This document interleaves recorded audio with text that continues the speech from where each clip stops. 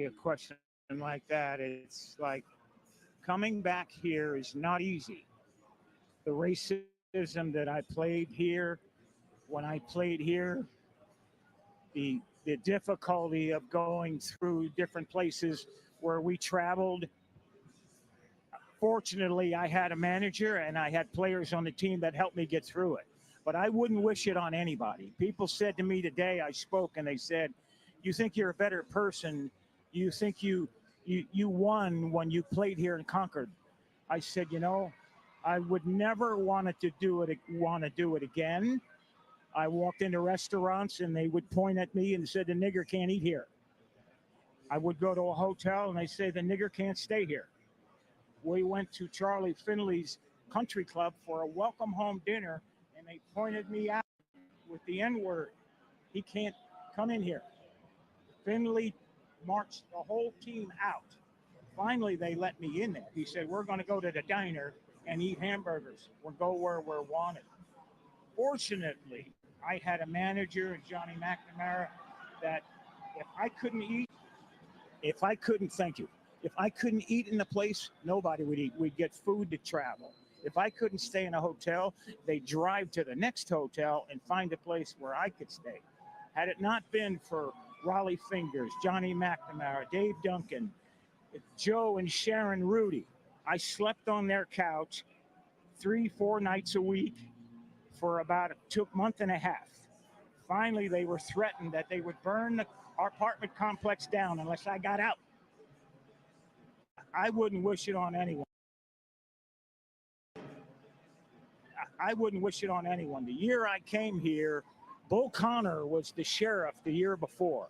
And they took minor league baseball out of here because in 1963, the Klan murdered 4 black girls, children, in 11, 12, 14 years old at a church here and never got indicted. It was, they were from the Klan. Life magazine did a story on them like they were being honored. I wouldn't wish it on anyone. At the same time, had it not been for my white friends, had it not been for a white manager and Rudy, Fingers, and Duncan, and Lee Myers, I would have never made it. I was too physically violent. I was ready to physically fight some. I'd have got killed here because I'd have beat someone's ass, and you'd have saw me in an oak tree somewhere. Reggie, I can't even imagine. It's awful you had to go through that, but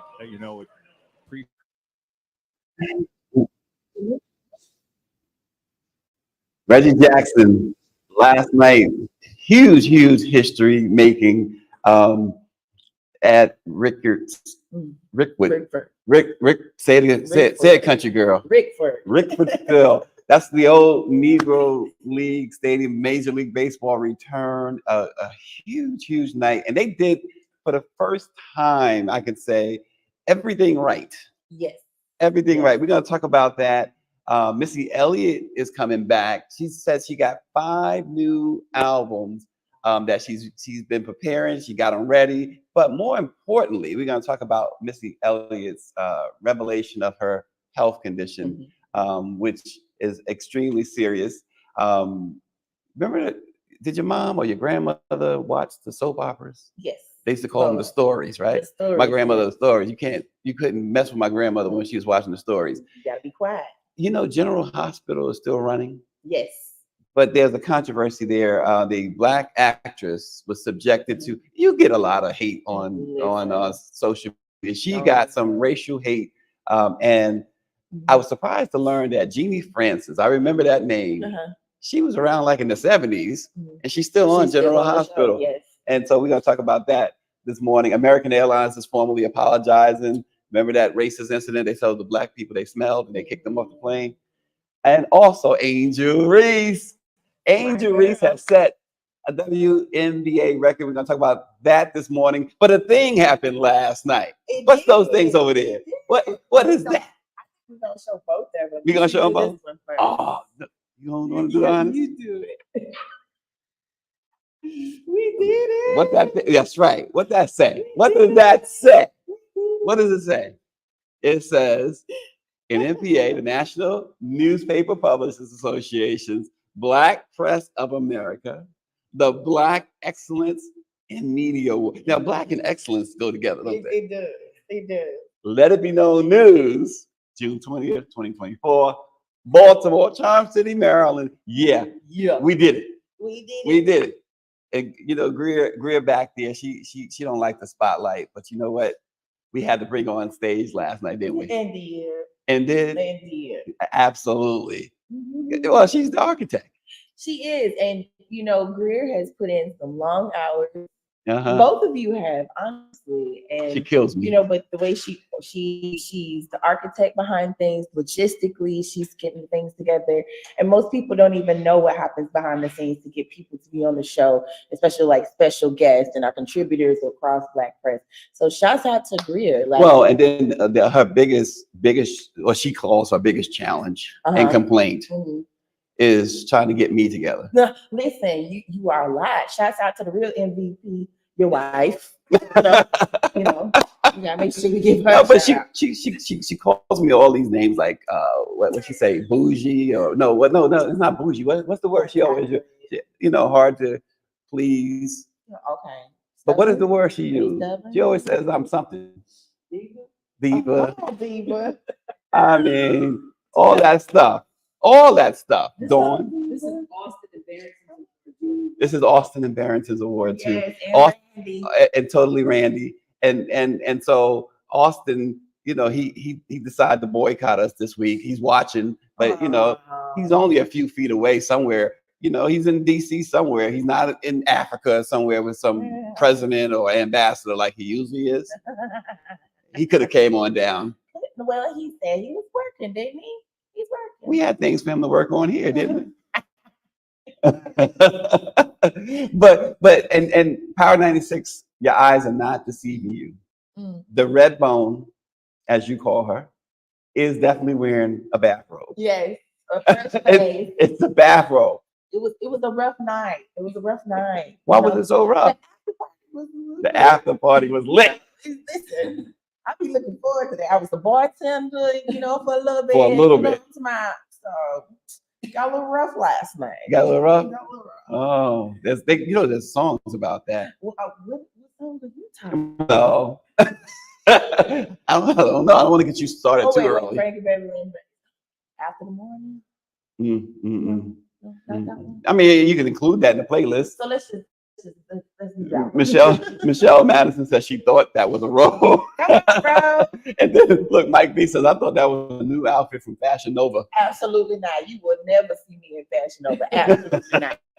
Unless they sponsor the show. Oh, not if they sponsor something. Yes, Okay. but not when I Can own you it. see it though? Let it be known. The award-winning.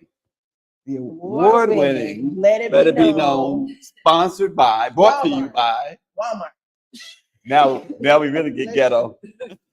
Target. We get sponsored by Walmart. That means in the background we got to have some people stealing and fighting. No, they're not gonna do that. Why not? We got to keep it real. Listen, every Walmart. Listen, there are some nice Walmart. Yeah, some nice Walmarts. Yeah. Weird. Okay, I didn't think so. But Dawn is among so many other things. She's a sports aficionado. Mhm. Last night was a huge night, and they did it right. Major League Baseball did it right. They do. Going back there, they fixed that field up first of all, and Yes. it looked beautiful. Yes. They have the old Negro League players, the surviving Mhm. players, come out, throw out the first pitch, and be participating. We heard Reggie Jackson talk about his experiences down in Alabama and when he was playing. The other day we had, yesterday, God, time it gets away from you. Listen. Make It Plain talking about Willie Mays, and Mhm. huge tribute, of course, last night to Willie Mays. But the tribute really was to all of the Negro League, and also Fox. This is why I say they did it right. This is part of why I said they did it right, Mhm. because for a half inning last night, Mhm. they showed the game as if you were watching old black and white TV. And so that was look, Not see, the phone look, going off. this is what happens when you wear a bathrobe on the show. Siri wanted to come. Siri He was like, "What y'all talking about? Y'all talking about Exactly. Negroes? No. Is Syria not Syria's racist? Because I didn't. I thought I heard like She Reggie. was trying to tell us about the field. Like, Oh, she was giving us the history. okay. Just But trying no, to like, make sure. that's amazing because can you imagine watching baseball during that time and really seeing people that look like you? You know, like especially during a time where Reggie Jackson talks about not being able to eat in restaurants when he was called to his face, the threats that they received, all of the things, and he's adamantly and strongfully because you can tell that these men are still holding on to that or that trauma that comes with it. And I think that that's what America is missing from the conversation around, like critical race theory or DEI or affirmative action. There are things that our people that are still going through that they can never understand. Right. But the thing is you can empathize. You can comprehend because the thing is there are people like that are walking amongst us right now that would like to see that time come back. So this is the thing too, when we talk about reparations and things of that, they put this stuff on social media, this Hispanic woman who's been in the country for 5 minutes talking about black people out of their minds, blah, blah, blah. They don't deserve reparations. The systemic racism, and like you said, you hit the right word, the trauma from that still exists from the transatlantic slave trade, Reconstruction, Jim Crow, Black Wall Street, all of that, red line and gentrification. This was the idea that continues to go on in this country, particularly with the so-called conservatives. Is the idea of just taking the dignity from black men and of course continue to abuse physically, mentally, emotionally black women. And so reparations would only begin to start the process of healing. See, we've never even started the process of healing. Yeah. And I think that's the part that we keep asking for. Like and at a point, right, to be honest with you, we're tired of asking. Sick and tired of being sick and tired. Fannie Lou Hamer till I die. Let me tell you something. Mississippi, yes. My mama up in here, y'all. Hey, mama. Hey, mama. But no, we're tired of asking for the thing. In a lot of ways, we're just asking people to recognize that shit happened. Or the whole idea is that it happened, and they want you to now believe that it didn't. Or as some idiot, the North Carolina lieutenant governor, that man, it wasn't that bad. So who? And then the Florida governor, there was benefits slavery. Yeah, benefit who? Them, you know, and I. Seeing something happen like that at Rickwood Field, that's right. Let it be known. It's amazing. It is. And so I also want to touch on because I did see a lot of the discourse or conversations because we were doing our thing, partying, having a good time. But I do want to see the conversation around some of the people that I follow, the Black people that I follow, and how the Major League Baseball league as a whole, right, did this.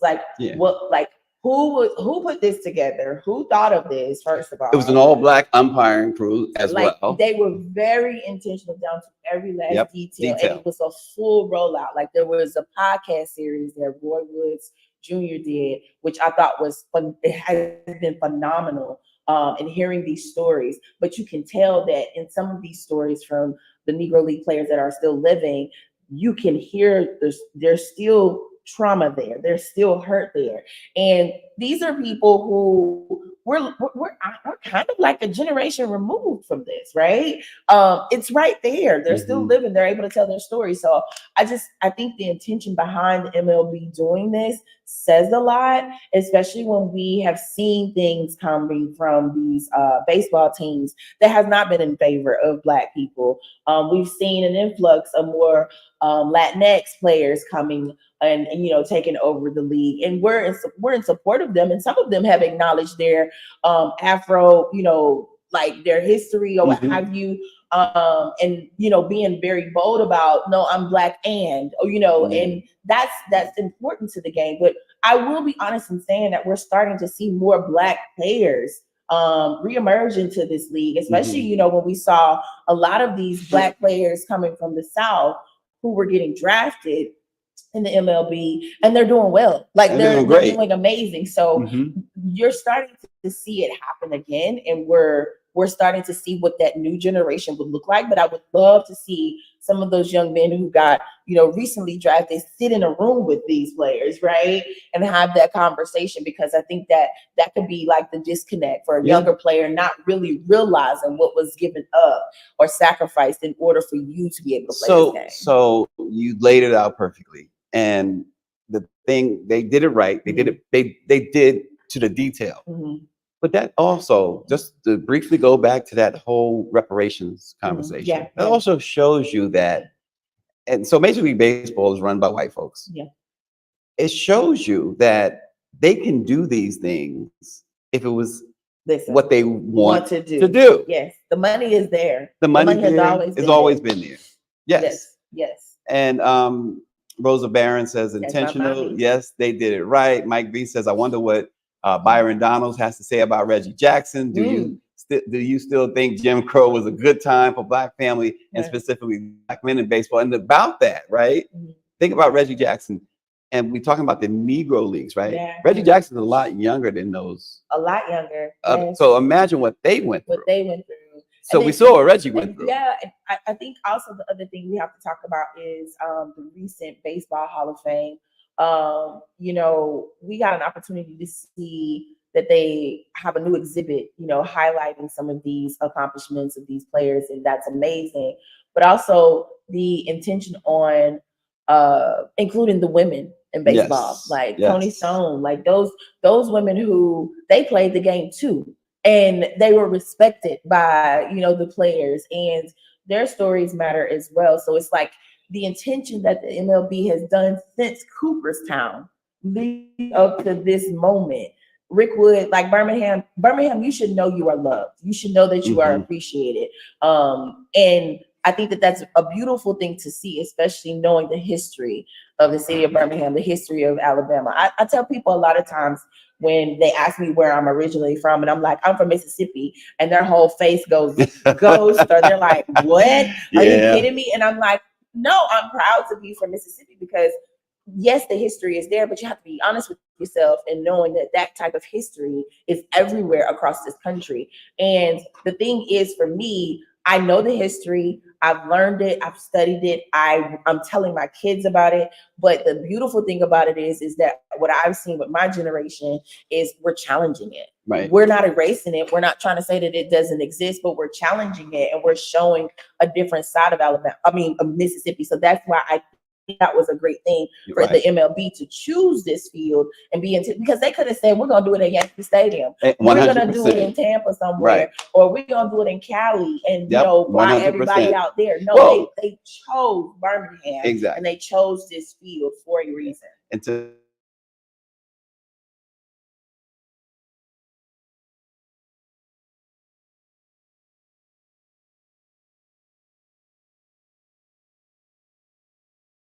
so last night was really a great night. I mean, show that again, because Look, y'all gonna see this award about the award we can winning, let it be known. So what I like about that most, I have to say it again. It says Black excellence Yes. in media. in media. Black excellence. So right there you go, Black excellence. And we were shocked. We were surprised. And I thought the NNPA fund, Karen Carter Richards, Mhm. and of course the NNPA, Bobby Henry, Chairman. the The chair. chairman, The chair. they really surprised us. We almost wasn't even paying attention. And to be honest with y'all, Yeah. the reason why, first of all, I have to write about the awards, Uh-huh. but number two, because I you know, my attention span is like so. But what kept it going, to be totally honest, kept our attention. This one here. Listen, This one here. listen, I'm rooting for everybody. She's But rooting for But everybody. it's clear who my favorites tend to be. Well, yeah, that too. That too. But huge shouts out to the home team, the Atlanta Voice. Like Donnell Suggs was in the Donnell building so that he Suggs. could receive the awards for the Atlanta Voice. And let me say this too about the Atlanta Voice. Mhm. This week is a special week too. Seeing Janice Ware again. We haven't seen her since the unfortunate passing of James Washington, her husband, who and I have make no bones about saying this, and hopefully, and I could care less if anybody takes offense, but of all of I've been in the Black press now. This is my 11th year. If I had to pick one man, I'm excluding the women because the women take the lead. But James is a man with backbone. James is a man we say stand on business. James always stood on business. He and I could talk. And he's straight shooter. No jiving around. No, as you say, BS or whatever. James gave it to you straight. And James, if he said something, and one of the reasons that I keep mentioning James when I get a chance is that this program may not exist if it wasn't for James Washington, because there was a lot of folks that we're gonna keep their names out of it, that did everything in their power to make sure that it didn't happen. James Washington, yes. I'll never forget, he said, if anybody has a problem with this show, you tell them to come see me. Tell them to come see him. He said, I will do whatever is in my power. And he made sure to be on the show. He made sure to be on the show. A lot of this show starts early, and for a lot of our publishers that are on the West Coast, it's very hard to get them on the show. But I think the beauty that James Washington brought to just Black press as a whole was he was generally a spokesperson, no matter where. Love the Black press. If he was in proximity to anybody, like just walking down this Riverwalk, he probably would have told that woman right there holding her coffee, do you know what's going on in the Fourth Seasons? Yes. Like, do you know that there's some amazing Black people in there? What do you do for a living? Like, he would have made the connections, or he would have said, you need to know what's happening right here because of the people that are here. And it was beautiful to see Janice there. She was beautiful. She was so graceful and oh my God, that was just beautiful. And the fact that to see her after all of this and how the Black press has been holding her up and supporting her has been a beautiful thing, because we are a family. But you know what? The Black press has been holding her up and supporting her even through all of this, and I'm sure that she's going to be going through it for quite some time. She's holding all of us up. That part. And that's the thing that I love about James and Janice, period. Two of the finest that we have. Like, they always think of others. Yeah. And James was just extremely the man to me. He was just the man. I appreciated him. So St. Louis American, they were cleaning up. Like, you talking about a sweep. and that hadn't happened in a while, because there were some people over the last few years who was like, what happened to the St. Louis American? They last night they showed up and they showed out. They showed out. I told that young man that you stand at the stage, because every time you saw him, look. And so with those awards, there's checks that come with those awards, right? And homeboy, you kept saying, he kept dropping the check. You can't lose the money. You can drop the award, but not the check. Lord Jesus. So we heard St. Louis American. Of course, we heard Mr. Larry Lee. Yes, Larry won his share. He won 6 awards last night. He was the reigning publisher of the year. Which he wore that title proudly. He earned it. And 6 awards is nothing to hang your head about, especially since he's coming off publisher of the year. And last year he swept everything. So the SAC Observer, they swept everything last year. So it's like the work that's coming out of Black press right now, I would put it up against anybody, right? Because there are a lot of newsrooms that have lost quality quality, 100%, quality, 100%. quality reporting, quality people. Yep.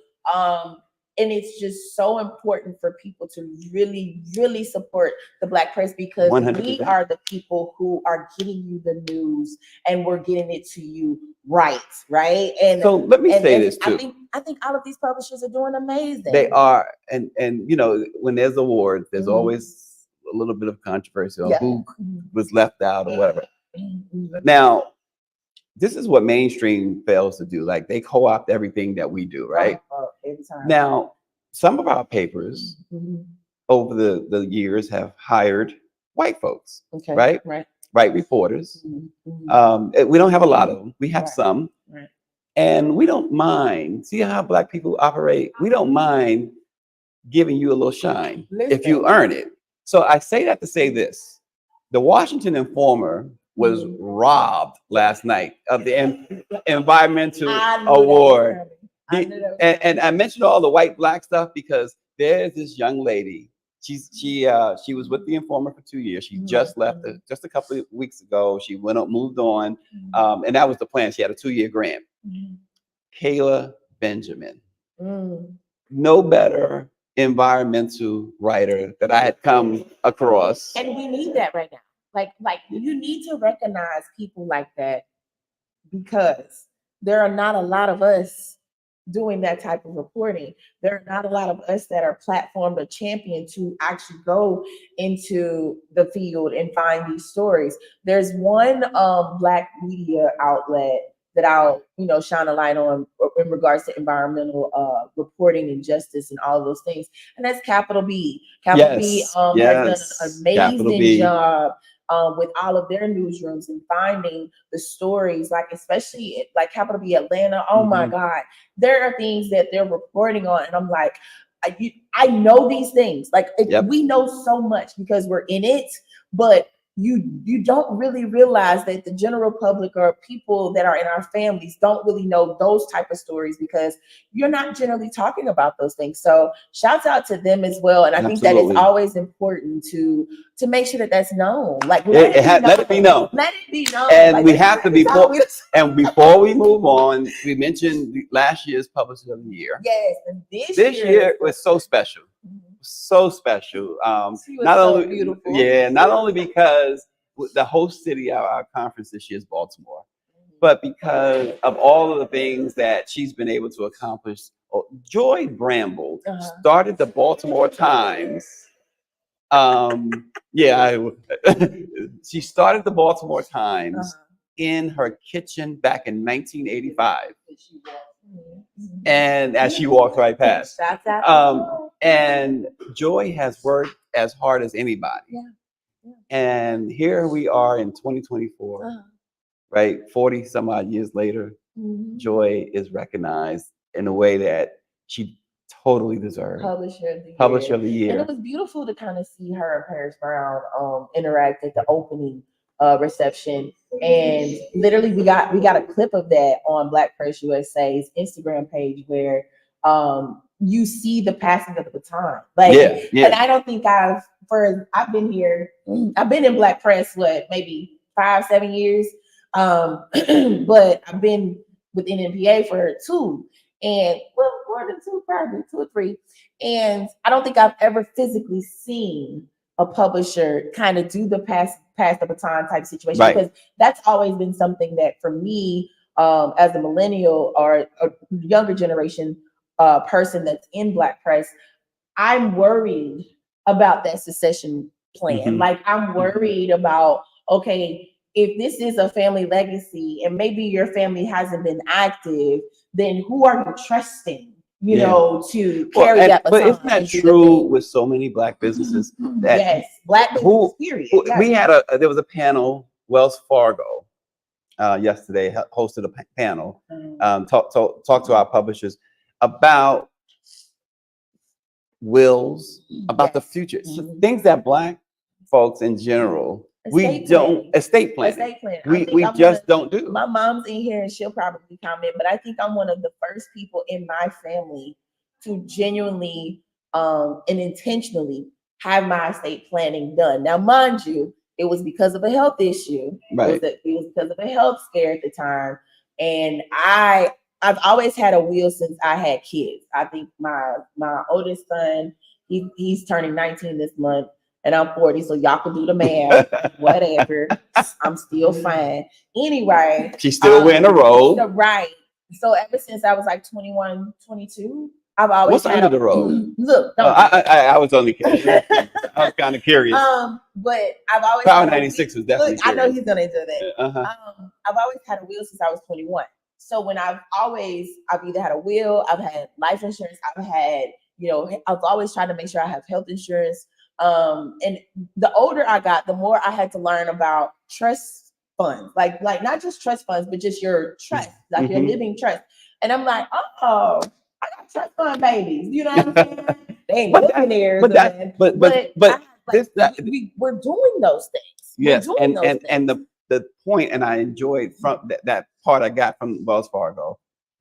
The point is that it's not just, yeah, of course he's asking. It's not just normal or poorer Black folks who don't do wills and estate planning, but as was mentioned, you have people like Prince didn't have a will, right. Aretha Franklin didn't have a will. Athletes, you see some of these athletes that make millions and close to maybe billions of dollars, and when they pass away, their family has to fight over who gets access to money. And it's not necessarily an internal fight; it's an external fight, because you have to think of the people who are not only agents or other people who have some type of property involved with the athlete, and they're like, no, they passed. I'm supposed to get it, and so. In general, it's just something that's not consistently talked about. And we also have to mention it wasn't allowed for us to have access to these things or to create these things. Like, I can remember my grandmother telling me that a family member had to write their will on a napkin. Aretha Franklin wrote hers on the napkin and put it on the couch. And they kept it under the mattress. Yes. Where the extra money was. Like, those type of things, to know that they couldn't go into a bank or they couldn't go to an attorney and say, can you help me draft this thing so that I can make sure that my family can keep their land? Because if we're being honest, that's why we started seeing people lose their lands since the last election, because people were finding out that these families did not have those things. Yep. And so Mike V brings up another point. The hurricane, yes. But Mike, that's where Mike V's kind of going too. Look, he says estate planning is hard when you don't have $400 in savings for unplanned emergencies. Yeah. But isn't that a system? We went back to reparation, right? Reparations, right? We've been put in a situation where, Mike, you're absolutely right. Many can't find $300 or $400 in an emergency, and that's not our own doing. No, it's not. Not at all. So, and I think that's why you have to kind of extend grace, because a lot of times when these celebrities do pass or these athletes do pass and they don't have these things, do you not know, like, maybe that wasn't the thing that they were thinking about? Like, do you not know that maybe they, some of these people think they're invincible. Baby, you gonna die. Bottom line, right? Like, you gonna die. So why not make sure that you can kind of give your family some peace, because they know what your arrangements are going to be. They know who needs to have access to X, Y, and Z.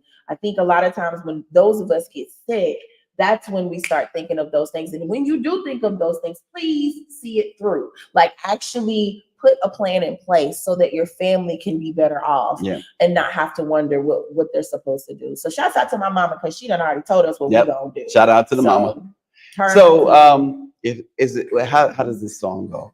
Oh Lord. Is it worth it? Let me work it. But no twerking. Yeah. You're shimmer. Right. So that leads us to the one and only, the Hall of Famer, Missy Elliott. Missy Elliott says she has about 5 albums that are now ready to be released. She hasn't released an album since 2006, but there's been more to her story. Yeah, Graves' disease. Yeah, she was diagnosed with Graves' disease back in 2008, right after she had lost a lot of weight. Now, this is before Ozempic, Ozempic, all of the things, but we recognized the weight loss. We recognized the change in her appearance. And I think the beautiful thing about us as people, one thing we're gonna notice weight loss. But the second thing we're gonna do is what's wrong with you? What's going on? Like, Right. what do you need? Like, there's concern around that. Right. And I think Missy has done a beautiful job in navigating how she shares her story, how she controls her narrative. Because even when people were talking about those things, she did kind of like, she would comment here and there, depending on how someone tweeted her or posted about her. Right.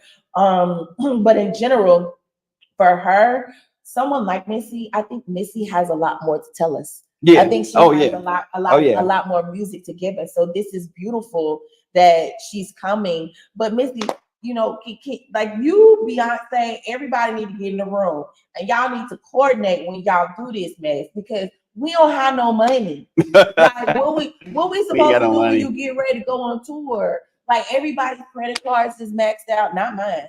But you know, to be fair, why is that? You're really a good financial person. I'm a good financial person, and I like to be sponsored. But anyway, but to be fair, no. I like to be sponsored. Okay. But anyway, I just wanted to make sure I heard someone like Missy, that's a tour or a concert you have to attend, because Missy she's been doing other things behind the scenes. People have learned more about what she has done. People have been surprised if she sung backgrounds for a song or she was doing certain things. Like, people don't even understand how much of a genius she is. Yeah, like, and listen, I wanted to mention that too. So Michelle Madison is mentioning that as well. Oh. Michelle, reach out to Greer, by the way. Michelle was here the other day. She got to talk and see Joy herself, and it was so great to see Michelle Madison. But she says Missy Elliott has a street named after her in Portsmouth, Virginia. I love it. Yeah, she does. I want a street name. You want a street name? In Mississippi, I think you're on your way. I'm there. Yep. Yep. It's gonna be probably Avenue instead of Street. That part, but no, like, yeah, I genuinely, I'm excited for her. Yeah. I'm thankful that she's talking about it. Yeah. I've seen some women. Yeah, because somebody says it's good to hear Black people be transparent about their healthcare. Mike V, I was getting ready to say that. I think one of the things that helps me connect with people online is how honest I am about life, health, you know, family matters, things like that. And so to see a Missy come out, right, this is what I've been dealing with. Now that I've got it under control, I want to talk about it. I want to help other people, and I hope people really take that to heart and really go get your levels checked. Go to the doctor. Schedule your doctor's appointment today, right now. Go get your stuff checked out. Don't be tweeting and talking crazy online if you don't know your blood cholesterol and all the other stuff. You ain't got your hormone panels checked, and half time that's part of the reason why you mad, because your throat swole. You know what I'm saying? Go get your stuff checked out. Like, But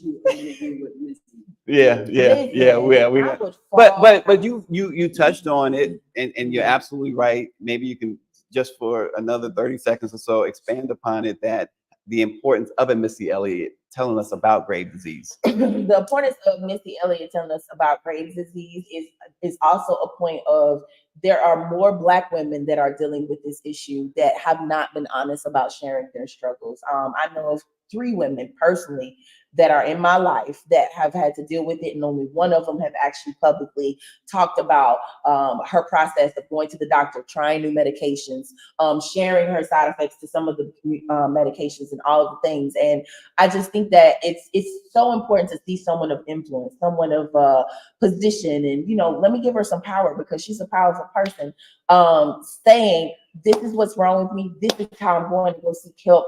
I'm not going to sit up here and act like I can pray it away. I'm not going to sit up here and act like I can. Yes, we can do all of the holistic things that we possibly can do, but there are doctors put on this earth for a damn reason. Now, I know I wasn't supposed to say that. Well, so Shonda H says, I can respect it that if they want to share. I can also respect that they choose to keep parts of their life private regarding aspects of their health. Sure. I mean, that's just like what was his name? Bozeman. Chadwick. Yeah. we understand why he had to keep that, a secret, because look at how people responded when it finally came out, and how his family were able to deal with his estate quietly, like, yes, we get that. So I think she's at a place, and I could be speaking for her a little out of turn, but I think she's at a place where she's comfortable to say, I think I got my body and my mind in check. I can handle what comes with it, because people can be real nasty when you share your journey. And I think she's in a better place because I think she's got things in place to be better, because that's another thing too. So real quick, we need to move on to the next topic. But before we do, again, I want to go back to Shonda H, because she says Beyonce doesn't have to be present, charging $500 for concert tour tickets to go on Baby, tour. that's ticket but where I want to go with that though is of late, Chris Brown has gotten a lot of heat. There's our boy, Picture Made. But Chris Brown has gotten a lot of hate. The $1,100 for a picture with Chris Brown. Now, I don't hate on Chris Brown for that, because if you're gonna pay me $1,100 to take a picture with me, then so be it. But the other part of that is that at least two of the women that took these pictures and their man left them. Listen, one was getting married. Let me tell you something. If you're insecure, just say that. Well, it was good for her that he left, right? At that point, before they got married. It is. And my thing is, I think people don't understand true fan culture, right? I am pretty positive that if Kanye didn't go down the hill that he went, that if I ever met Kanye, listen, y'all wouldn't be able to tell me nothing, okay? But when I say this shows immaturity, it shows like you can't be excited for your woman to have her moment with her favorite. It's like the Usher thing, right? With our girl. Listen, let Usher do that to me. Please. No, but you remember that? Obviously, we all remember what happened last year with what's her name? Kiki. We love Kiki. Yeah, we love Kiki. And Kiki was right to be like, that was a girls' night out. That was a good time. Usher was giving a show. It was and a you show. mean to tell me you're mad because of what she wore to the thing, because she was being seen and she was going viral for that moment? No, just speak on your insecurity, and then that also revealed, just as a culture, how people view Black women in these particular spaces, right? Oh, she's a groupie. Oh, she's this and that. No, she paid for a picture. If I was them two, I would pay for me a picture. If that's somebody I want to pay $1,100 to, I'm not gonna do it. But my point is, I guarantee you that would be framed up on my wall. Look at when your grandma was fired. Look at how I was a hot girl right here. Like that's the type of thing that I think they're missing and they're not understanding. Like, let me be a fan for a moment. I'm coming home. I'm gonna cook your breakfast. We gonna be all right. You gonna cook the breakfast? I'm gonna cook the breakfast. If I don't do grits. Look, grits, no sugar. No sugar. Be clear. That's right. And Tamara says that if he leaves you over a pitch of good riddance. Exactly, Tamara. Thank you. Yeah, Power 96 is not feeling it though. He said, I wish my wife would. He said it'd be the fastest divorce in history. No. 1,100. I think he's talking more about the $1,100. Yeah, He says he would buy a Crawford. Is a bit extreme. I'm not paying that. I'm not paying that for nobody. I don't care. Right. That part I don't get. The whole fandom, Chris Brown. So speak just real quick, because speaking of Chris Brown, I think it was Fat Joe. It was Fat Joe who said, if that situation with Rihanna never happened, Chris Brown, we'd be talking about him the way we talked about Michael Jackson. Absolutely not. Thank you. I agree with you, and not Fat Joe. No, I'm gonna need Fat Joe to just be quiet sometime, and the reason why I say that is because no one can touch Michael Jackson's legacy and what he was to us. And what he still is to the younger generation. Like, you've got younger kids musically that are literally looking, musically, let's be clear.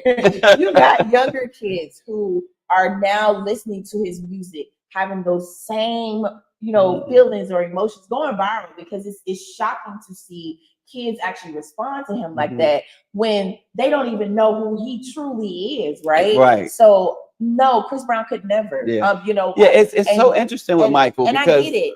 it's like generation after generation. Generally, you're in a generation, right? Look at my wife says.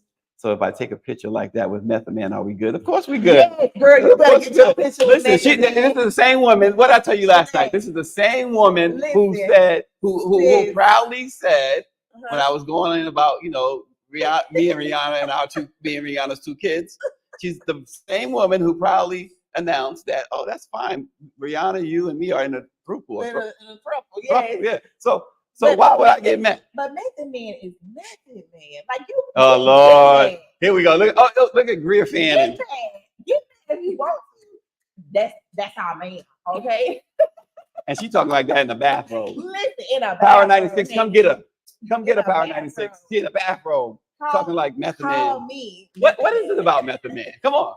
It's Look, Greer. look, I think one of the things, me personally, is being able to watch someone in hip hop grow old, right? And own it. Oh, shucks. She over own here. it. Y'all Like, might as well just start twerking. he owns it. Good and, Lord. And he is taking care of himself. Like I'm a hater. We have She says I'm a hater. We have a lot of hip hop legends Power 96 is on the way. who aren't taking care of themselves. You can visibly see it. And someone like a Method Man, you know he has a good woman by his side that's really like making sure he's good and he's taking care of himself. He's talked about his mental health. He's talked about the things that he's going through. Listen, and him and Redman's They having a fit over here, y'all. Y'all can't see Greer. Look, You- he asked. He asked, and we're gonna give it to him. We're gonna let it Look, be I known. listen, and I look, Shanae probably in the bed right now watching, and it just. I mean, come on, do you got clothes on, Shanae? Look, I love Because this you, one ain't Shanae. got much on Look, either. I got on leggings. Like we're not gonna do this. Everything Good that's covered Lord. needs to be covered. Look, Rosa Barron says him still fine. Him still Him fine. still mama. fine. Yes. Y'all ain't right. Listen, James Brown was like the MJ of his generation. Michael Jackson was the top tier artist, performer, and singer in his generation. And Chris Brown is the closest to MJ of his No, generation. They're all great, Shonda no. says. No, I feel like there's someone else. Yeah, I don't think. Yeah, I can't. You know my history with Michael Jackson. Mhm. The one thing I can't, Like, and if- nobody can take away from Michael Jackson. Even you could be a hater or whatever, Mhm. but there was only one Michael Jackson. There was only one. It was Just only like there one. was only one Prince. Like, Oh, it's like, now you but if talking. you like that's what it is. Yes. There's only one Beyonce. Like there's Yeah. only one like But the true test of time is Michael Jackson. He's the true measuring stick because, as we stated earlier, it's generation after generation after Yes. generation, and it's still it's almost like it's almost like there are days you feel like Thriller just came out. yeah. It's almost like the video just came. Yeah. He has that. Yeah, he's timeless. That's what I'm trying. Thank you. Great. See, that's why Greer won that award for us. Timeless. Yeah. That's right. Wait, don't forget this one too. Shoot. Wait a minute. I can't look. I'm like the guy at St. Louis American. We won. Yeah. Oh no, we don't want to lose y'all over there. But Michael is Michael, and Tamara says Chris Brown is the Bobby Brown of his generation. Now that everybody's actor, agreeing with that, Tamara. that actor. Everybody's Uh-huh. agreeing with Yeah, you on that. Now, okay, we got to get to this other topic. The stories. Yeah, the stories. That's what my grandmother. You could not interrupt. I mean, you better sit still. And my grandmother had the plastic on the couch and everything. So if you move, you're gonna make some noise. What you doing? She, sit on the floor and don't move. You can't. If you got to go to the bathroom, you got to wait till the commercial. And one of the stories that she watched was General Hospital. And so this young lady, Tabiana Ali. Tatiana. No, it's Tabiana. Is Tabiana? Yes. I thought it was Tatiana Ali is from the Fresh Prince of Bel Air. Yeah. But he says they be tripping. Plastic. But some racist comments online, and General Hospital came out to her defense. But I want to get to her quotes because I love her response. So they made all these motions. Made all these postings. And this is what she says. She says, to anyone that hates me, this is the perfect response. And you'll be giving some great responses too, some perfect responses. But she says, to anyone that hates me, that's absolutely fine. I don't know you and you don't know me, but regardless, I'm sending you peace, safety, and prosperity. I also pray you touch some grass, see the sun, eat a delicious meal, and find something to do. Peace and love. I think that that's beautiful. I think the other beautiful part about this conversation is how General Hospital took it upon themselves Yes. to speak up against this, because also the white woman who decided to be very ignorant this particular day was someone who deemed themselves as one of the top like super fans of this show. Miss Ma'am, do you not realize how integrated that show was, or how that show was in Black households like every day? Every day. And so the fact that you're sitting up here claiming that you're this super fan of this particular show and not realizing the racial implications behind either the context of the show, the favorite characters, or the fact that Black women just in general could escape for at least an hour and watch this show and enjoy it, like that was their trash TV. So it's like, if you wanted to be trash for the day and be taken out, that was fine. And But mind you, remember when the advertisers they were not speaking to Black women. Correct. They were not. Black women Right. sell soap right. during. Right. Let's remember that. So that's important to kind of point that out and give them a shout out for like, no, don't come over here with that, and I think that says a lot, especially with people getting rid of like DEI initiatives and things like that, and walking away from diversity now, which we've seen over the course of like 2 years, people backtracking in companies, like disinvesting dollars and things like that. But I feel like if we had more companies, brands, and just people in general combating this head on and not allowing people to just say what they want to say, I think we would probably be a better place, especially social media. Yeah. Like if you can genuinely just go ahead and speak up for the person that's being targeted and impacted and affected by this, speak up for them. I deal with this every day. I literally was just sharing how someone was upset seeing me celebrating Juneteenth the way that I was, and asking me why I wasn't doing community service and all of the things. Baby, my entire life, especially for a lot of Black people, especially Black women, my entire life has been about community service. My mom is on here. My mom will tell you. My mom had me doing like soup kitchens, clothing drives, and things like that at 3 damn years old, like learning that we may not have all that we need, but there's someone else who's less unfortunate. And to me, to see a company just flat out say, no, we're not going to deal with that. We're going to put you in your place because of how you're treating someone that is a part of our franchise and that matters to our show. Like, yes, I'm going to start watching General Hospital again. But you know what surprised me about all this? Jeannie Francis, who played Laura back in like 1970 something, is you mentioned that is she's still on the show. And she went into Tabiana's defense too. I think the skin secret. It might be surgery, to be fair, but I'm not knocking nobody to get surgery. But how is it that these women, like, come on, come here. The way that they're looking. Who is this? This is the chair of the National Newspaper Publicists Association. Mr. Bobby Henry, say hello to the Let It Be Known audience. This is, you didn't have to get on your knee like that. What are you gonna propose? I'm around royalty. So this is my humble way of submitting myself to the services of the 2 minute, almost 2 minute warning, right? That's my show. Hashtag Let It Be Known. He got to give his show a plug. 2 minute warning, Thursday nights. Yeah, exactly. Let me congratulate y'all, really. Thank you. For all the hard work that you guys do.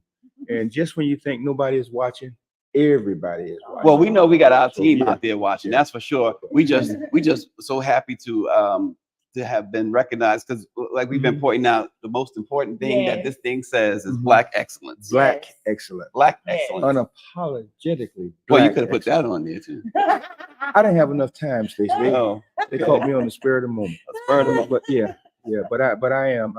And to the viewing audience, please like, share, pass it on, do what you do. See, now we got a publisher talking sense when they use the word share. Yeah. When they use the word please share. do that. And then where's Austin? Is Austin? Yeah, out there somewhere? Bobby's a great and renowned. Oh, there he is. There he is. On cue. Oh, yeah, Yeah. right on, Austin. Thank you, man. All right, that's enough. We don't want to Okay. give him too much All right, credit. let me go. Not Give too me something much. to We eat. don't want Yeah. to give him Not too too much. much. Let me go. Let me go. Thank you, Mr. Chair. You know, I am Stacy Brown. Thank you very much. Dawn in the Yes. morning. Thank you. Yes, Dawn in the Dawn morning. Right. Dawn in the morning. Right. Uh, God boy, bless you all. thank you. That's the chair, y'all. That's the chair. But American Airlines had announced yesterday that they put an unspecified number of employees on leave for their involvement in an incident in which several Black passengers were removed from a flight in Phoenix over an alleged complaint about body odor. Now, there was 3 Black men, the only Black folk on the plane, and they said there was an odor. Now, they didn't know each other, but they singled those 3 out and took them off the plane, delayed it and everything, and then eventually they went back on the plane. Right. Now, American is saying that they have put these employees. They didn't say how many, but they put them on leave. They need to say how many. They need to name them. I need you to be, come on, name them, be clear. I think that's another one of those situations where this isn't even a Band-Aid on it. You Right. know, it's still an open wound. You just cleaned it with water. Right. You didn't even try to fix the situation per se, because honestly, there's a few things they could have done. They could have named who was involved. They could have actually spoken to the actual incident and said, this is what we know. And since we are putting these people on leave, whether it's a paid leave or unpaid leave, because let's be clear, a lot of people get put on leave, they still making their money, and then they get to come back and do their jobs months later. So i.e. police. Anyway, so and then another thing that they could have done is for those three Black men, they should have had free flights for the rest of the year, if not 2 or 3 years. Mhm. And the reason being is because I can't even imagine someone trying to kick me off of a flight Right. for something that I know someone of another race generally stinks, right? Like, you're not gonna tell me as a Black person, we wash our legs, we wash our feet, we wash our back, we use washcloths, we use soap. Hell, sometimes we double clean. And you mean to tell me you gonna tell me I stink and I'm supposed to get off this flight, baby? There's no way they would have got me back on there. I would have just had to miss my flight and miss whatever I had to do for the day. But to me, the trauma that comes with somebody trying to tell you something that you are not. Shonda says it was 8 actual Black men removed. All 8 were removed. 8 3 Black of them men. are suing. So I bet the other 5 all going to 8 join in too. All 8 need free flights for the rest of the year, if not going into 2025. Look at your boy. Power I 96, would say for life too. Power 96 says his inner Nat Turner is warming up. Listen, because all it takes is that one run in. Yes. And then it's the fact of you don't know what they went through during that day. Oh, You don't God. know how The they- humiliation. Listen, and people can be really, really rude. And I'll be honest with you, I take a lot of flights. I've been around some funky people. And I'll tell you, only twice have I ever asked to be moved away from said person because I've realized that they're an open seat. So I would ask quietly. I would act like I'm going to the bathroom, and I would go find a flight attendant. Ma'am, can I please be moved? And they will ask you, why would you need to be moved? And I'm like, the person next to me stank. And I'm just sitting there for I the love it. entire flight. I don't care how long it is to somebody that didn't wash their tail. Now, I got to bring this up. And I know we're at the, first of all, again, just for those who don't know, we're in Baltimore at the National Newspaper Publicists Association's annual summer conference. Got to bring this up because this morning I woke up to an email, 6:24 a.m. from the Washington Post, a guy named Finette Narapil or whatever, right? Washington Post, mainstream, white paper. It's amazing how white folks try to tell Black folks what's good for them, right? And I have not commented. They called me a few months ago. They called Ron Burke. They called Dr. Chavis. And I refuse to get involved in it because it's something so silly, right? But essentially, and what he did was share his article that he wrote about us today, right? That included us, not just about us, about Black people. And it's about menthol cigarettes. And basically calling people out. Now, I've never smoked a day in my life. I do not promote smoking and don't care for being around folks who smoke. I mean, that's your business, Right. but we're not going to be like this. Right, you know? right. I Right. But he's going in on us and Al Sharpton and the NAACP and others, Black Press, for doing business with like Reynolds, one of our partners, talking about it's harmful for Black folks. Now, I don't need you to tell me you're not Black. Mhm. And this is the problem with the white press. They want to control us. And they want to control the narrative. And they want to control the narrative. We know what's best and what's not best for us. And also another thing is can they pick and choose when they want to make it all lives matter, right? Mhm. Because this would be a situation where if you said every American or every person or every human, yes, have that conversation for everyone. Right. Be more inclusive. Don't sit up here and leave it to us, because I think that's another thing. A lot of these times where they single-handedly say that we did something or it's our demographic that it affects the most, there are other people that it directly affects. And if you want to talk about the healthcare or health scares around that, I think you need to be more inclusive about that. Like, period. Don't come over here telling us stuff. Like, he hyperlinked No. an advertorial that I wrote, and part of his complaint was that it's an advertorial that we allowed Jewel or Reynolds or whatever to see and have some say in it. And the thing about it is, it was an advertorial. yeah. The Washington Post, come on, where do they take money from? And Yes, we he are. says always, look, remember yesterday, y'all, he went in our camera shot yesterday, all in the camera shot. Y'all know this guy. Y'all know this guy. Let it be known for being honored. Did you already tell him that? Oh, Yeah, look, we've been I mean, showing it. it's only the first time. It's only the first Look, time. it's not the first time. That's like the 10th time. Like, what are we talking about? Like, Wait. it is everything. It's beautiful. Look, get into it. Wait, but don't be leaving out The paper. if you're gonna do it, you gotta do it. Oh my Yeah. God. Yes. Look, Tamara says you walked up all We do smooth. this. It's called Ken Burns effect. The Ken Burns effect. Yeah. All y'all people do this kind of stuff. You know what that is. Some of us are talent and technical. That's me and Gray. Look. This is talent. They don't know when I say Ken Burns effect. They don't know But listen, don't go nowhere right quick. I gotta go to real. I know you gotta go, but real quick, Dawn and I are about to discuss this. Before you go, give us a short commentary. Angel Reese recorded her 7th consecutive double-double, setting a WNBA rookie record as the Sky won the game. Real quick, I know you got to run before Dawn gets into it. Well, Angel is a great player. First of all, the women are changing the game. Yes. Yes. Go women. And I mean, anytime, because I mean, people didn't want to watch, but now they have more high ratings than the college thing, and I love it. Yes. And it's fun. You like looking at it. Yeah. It's funny. I started we're talking about baseball. Y'all, I'm gonna say this right now. It probably in the next 10 years, they're gonna have the women play Major League Baseball. I know that. And why not? They are. Why not? They got them in. Listen, It's not the NFL. And I thought about it. It's not. it it's not might the any NFL. day now. There's going to be a woman manager of Major League Man, Baseball. women, you gonna have women pitcher. I mean, why? Yeah. Yes, I love it. And Angel's great. Love her. And let me tell you something. Just to be clear, I don't hate Kayla. No, No, I kind of like her. Listen, if I got a team, They need you. no, they don't. If I had a team, she'd be on my team. 100%. But 0% for me. he said Caitlin would be on his team. I thought he said Angel. He Okay. said Caitlin. Okay, but so the thing about it is Mike V says make it plain and let it be known in the break of dawn.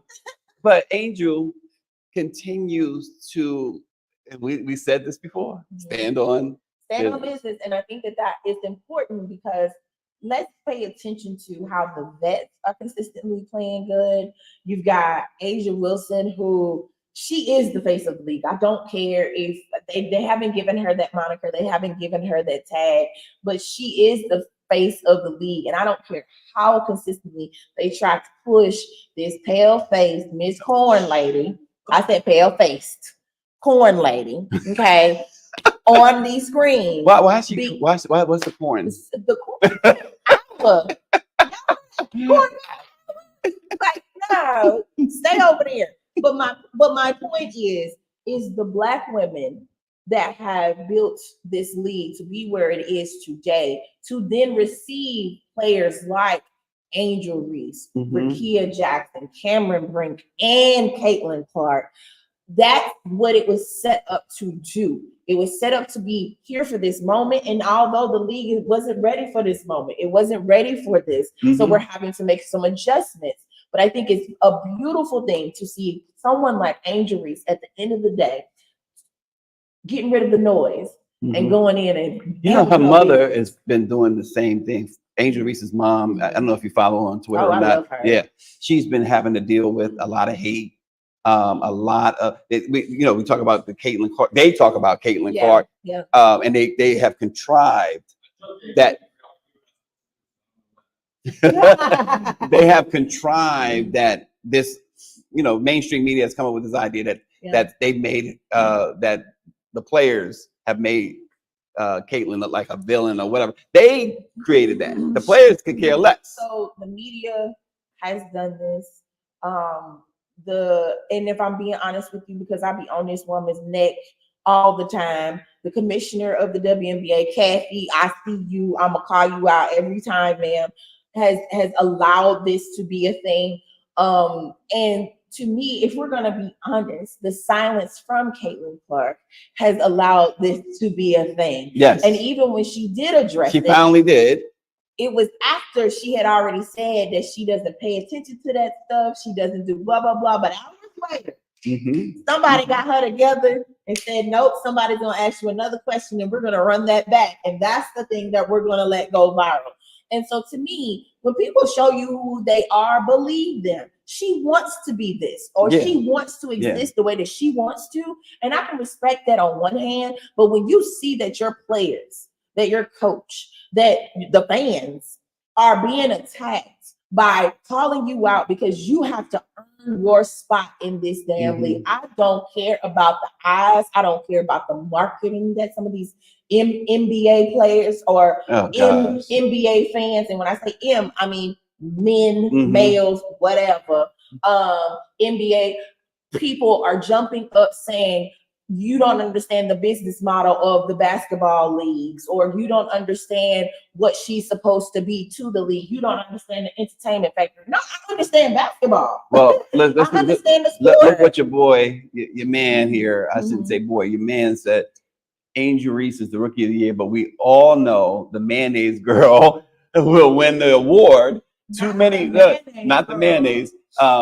Too many black men, he says, will cry for the male girl, and that's been the biggest thing. That's a problem. That's been the biggest thing. Like Angel Reese, players like that are consistently showing you that they're a part of the game too, and you have no choice but to recognize them because they're setting records like this. They're showing up every night. Are you not entertained? Is what Renee Montgomery would say from Atlanta Dream. Like, let me tell you something. I am thoroughly entertained, and I can do this and be someone who has been a season ticket holder for the Atlanta Dream, has been somebody that has watched this league since its inception. My mom can speak to this. We made sure we had cable so we could watch the WNBA or catch the games and things like that so that we could support these women. Someone that has been supportive of this league for its entire inception and existence does not care about one person. We care about all of the characters. We care about all of the players. We care about all of the humans that put this together and make this thing happen. That's what matters. There you go, Rose Barron. Oh, my mom. And she's 100% right. If you notice, historically in sports, a certain demographic is always looking for their great hope. It takes me back, and I can fill in the word that she left out.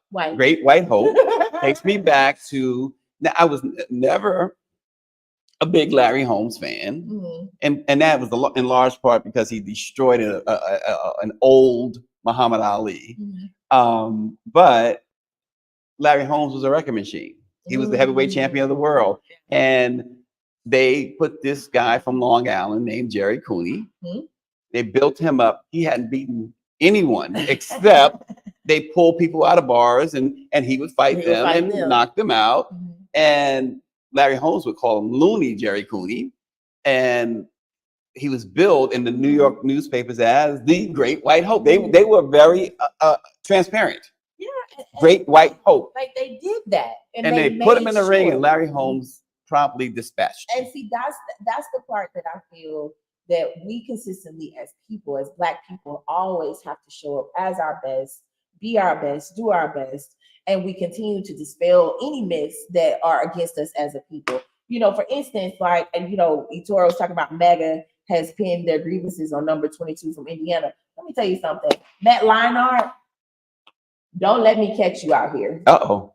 And many of you know him as a former Heisman Trophy winner, former decorated, you know, award-winning, you know, quarterback from USC, Southern California. But let me tell you how he tried to say that Angel Reese was not needed in this league, and that how she fouled Caitlin or whatever, she should have been suspended. No, sir, your entire existence should have been suspended, and you only won that Heisman Trophy because of the players that you were playing with. Yep. Now, that's all I'm gonna say, because at the end of the day, you have players like that, former athletes, like decorated athletes, who, instead of you just shutting up and doing your job because you on TV now, you got to jump into this conversation and be rude about how you single out one player. That man ain't said nothing about the WNBA, but he said something about Angel Reese.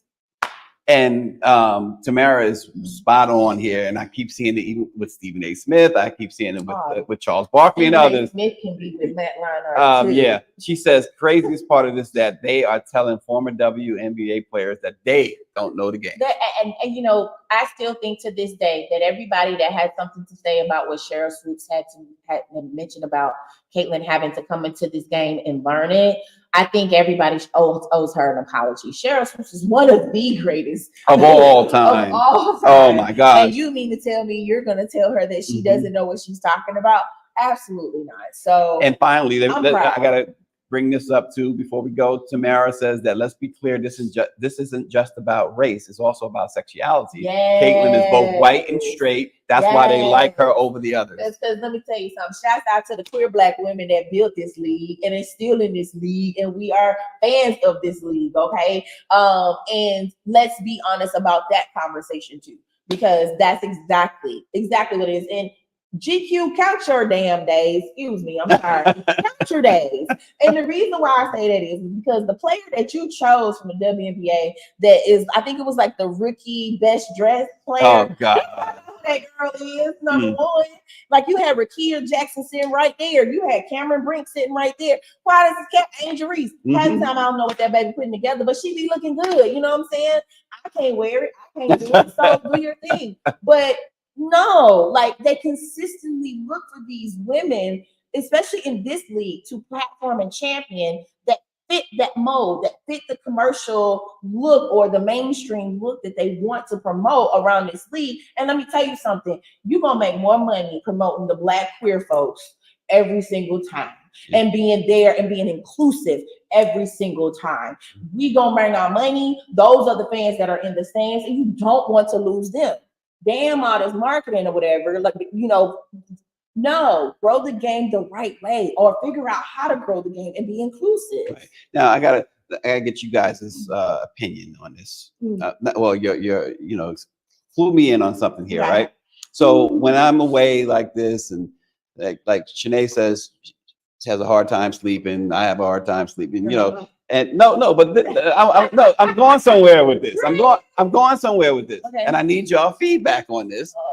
So you've seen her earlier, right? Now this week, she hasn't had a hard time sleeping. I haven't heard from her like overnight. Okay. Now she's talking about Method Man. Is it possible that Method Man is? No, Method Is Man that possible? over there. And I'm gonna tell you why. Because if he was, she wouldn't be on this show trying to copy it. But wait, but she didn't comment the last couple of days, so I'm wondering. No, we're not gonna do that. She was We're not getting doing her that? rest. She was getting. You see how beautiful your wife is, sir. I'm just, you know, I mean, I'm not trying to hate. I'm There's just trying to nothing to find out question there. some information There's here. nothing to question. harsh. If you see dark. Right. Listen, You see that? Shanae is our Claire Huxtable. You will not. Claire, I don't know. Claire I don't know. I got other names for her. Ah. Other than Claire. But We'll leave it yeah, at that. But we'll let it be known. But we want y'all to subscribe. Keep subscribing to our YouTube page. It was so beautiful to see all these new viewers this morning, commenting and getting involved. And we want y'all involved. We've had Power 96 on the show. We reaching out to Michelle. We saw Michelle here the other day. David, I'm expecting David tonight for the gala. All of you guys are invited.